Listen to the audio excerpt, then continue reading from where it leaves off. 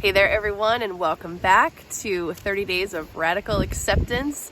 Today is day 14, and I have been experiencing the symptoms of a cold or some kind of a situation like that, and absolutely looking at my Course in Miracles lessons about sickness and how I'm creating this, and wondering why am I creating this and things of that nature. So today's been a very slow day for me, and we're here at sunset in this lake spot that I normally come to you from in the morning.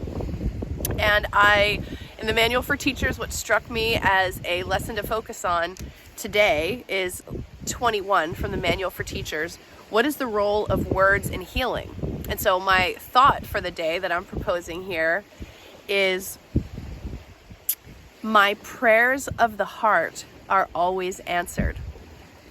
My prayers of the heart are always answered. And the next two sections, actually 21 and 22, get into healing. I only want to talk about or highlight some things from 21 and continue on with my easy, slow day. All right, so here we go. Once again, I just love how Jesus presents this information to us so that we start to understand the definition of terms and a new way of seeing from our Christed self, from our higher self observation point, what's really going on in our earth incarnations these days. Okay, so here we go. Strictly speaking, words play no part at all in healing.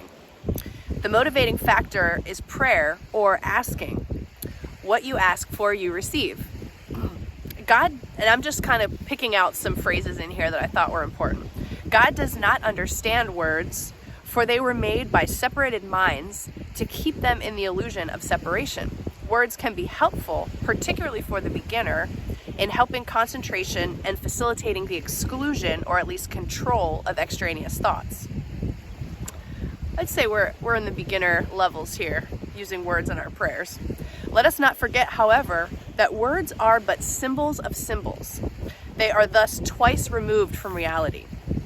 I think that's really important when we talk about prayers and how specific they are.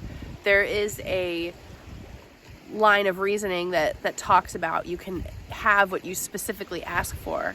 And I absolutely believe that using specifics can help rewire your brain in some instances. But when we talk about prayers of the heart, there's more of an emotional, energetic sort of resonance that I believe leaves our energy system and goes out into the greater, into the collective, the illusion side of it. But you know, when we send something from the heart, it doesn't actually matter the specifics. So, you know, it's something to play around with a little bit. I think what the Course is saying, that words are symbols of symbols, is that, you know, words are made up of letters, and so we have this way that we humans communicate, but the higher realms participate more in feeling communication and telepathic communication, where all this like perfect construction and building of words and sentences doesn't exist.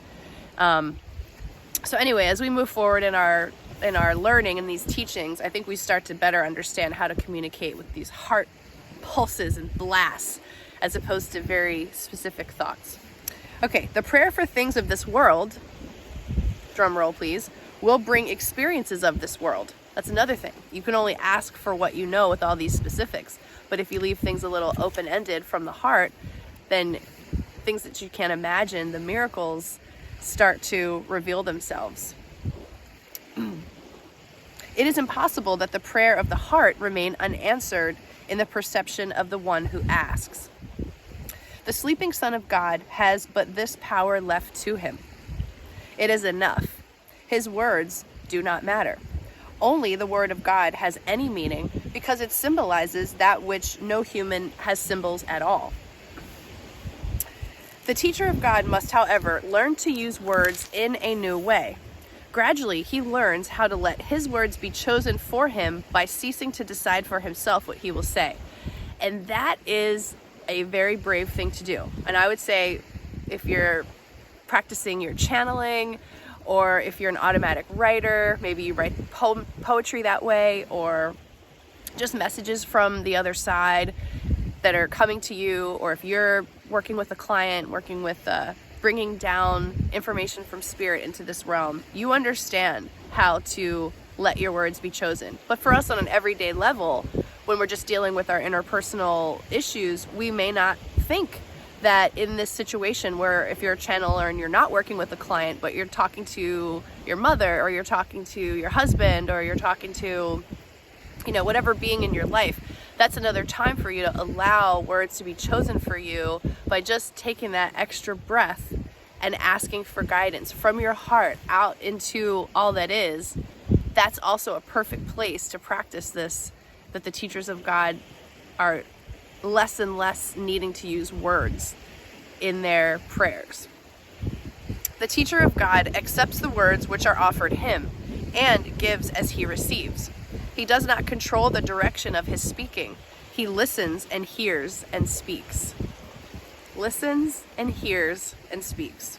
All right, so I'm just going to wrap it up there for today. Tomorrow we can talk a little bit about 22, healing and atonement. But yeah, this idea of sickness today was on my mind very much. And I didn't really think about in terms of prayers and in terms of this idea that words are symbols of symbols. And as I'm asking to be shown, why did I create this for myself? This day of really just feeling like I'm in an altered state almost with the way this is sort of, I also would call it my body's going into a detox. So the way these symptoms are coming about.